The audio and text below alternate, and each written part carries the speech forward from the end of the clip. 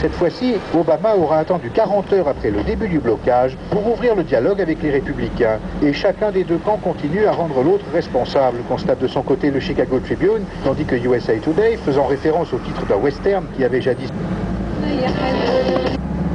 président républicain de la Chambre des représentants, John Boehner, va-t-il faire le bon, la brute ou le truand? Boehner, dont, d'après le Washington Post encore, la marge de manœuvre est très réduite par la pression de ses propres amis au Congrès. À Madrid, El Mundo se montre frappé par le fait que Barack Obama ait mis en avant hier la possible réaction de Wall Street au blocage actuel.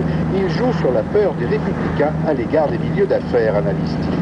Autre grand titre des journaux est donc ce que la Neue Zürcher Zeitung de Zurich appelle la capitulation de Berlusconi. Une capitulation sans condition, insiste le Temps de Genève, alors que l'ancien président du Conseil avait tout d'abord engagé ses partisans à refuser la confiance à son successeur d'aujourd'hui, Enrico Letta. La presse italienne est évidemment très pleine de ce vote parlementaire d'hier, à l'occasion duquel le Cavaliere a dû faire volte-face. C'est pour lui tout un monde qui s'écroule, écrit la Repubblica, car son parti a refusé de le suivre dans sa fureur destructrice, ajoute-t-il Fatto Quotidiano. Pour la première fois, il rencontre quelqu'un qui lui dit non, se félicite la Stampa de Turin. Le tireur de ficelle de la vie politique italienne a perdu la main, constate à Munich la Süddeutsche Zeitung.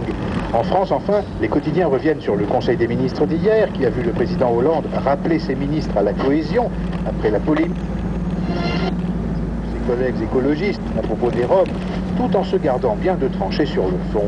Il ne fait guère de doute que François Hollande a peu goûté la saillie de Manuel Valls contre les Roms, écrit ainsi Libération, mais les deux hommes ont compris depuis longtemps le profit politique qu'ils pouvaient tirer de leur association. À quoi Le Figaro et Le Monde ajoutent de concert que pour tenter d'éviter la multiplication de ces couacs ministériels à l'avenir, le Premier ministre Jean-Marc Ayrault a été chargé de verrouiller la communication gouvernementale. À demain.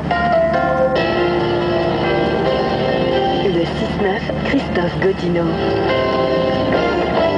Et nous partons en Afrique de l'Ouest pour la chronique d'actualité. Coup de projecteur cette semaine sur la commission Dialogue, Vérité et Réconciliation mise en place en Côte d'Ivoire il y a tout juste 2 ans. Une commission qui reste controversée vu ses maigres résultats.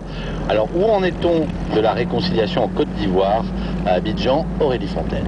En Côte d'Ivoire, c'est l'heure du bilan pour la commission Dialogue, Vérité et Réconciliation mise en place il y a tout juste 2 ans, juste après la violente crise post-électorale de 2010 et 2011. Cette guerre civile a opposé les partisans de Laurent Gbagbo, l'ancien président qui a refusé de quitter le pouvoir, et l'actuel chef de l'État, Alassane Ouattara. Officiellement, cette crise a fait plus de 3000 morts.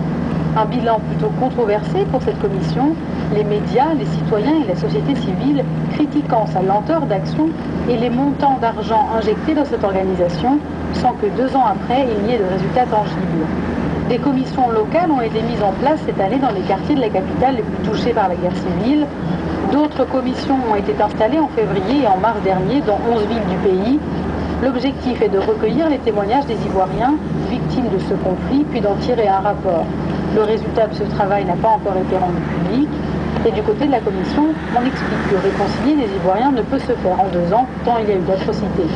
Et c'est vrai que quand on discute avec les Ivoiriens, les rancœurs sont là et les blessures ne sont pas refermées. Les partisans des deux camps peuvent aujourd'hui rester courtois entre eux, mais comme le dit un vendeur de légumes du quartier de Cocody, il est hors de question de manger avec ceux qui étaient contre nous. La presse ivoirienne aussi participe à ce clivage. Les médias sont ici partisans et les journaux appartiennent à des partis ou à des hommes politiques. Les unes sont régulièrement provocatrices, invectivant de manière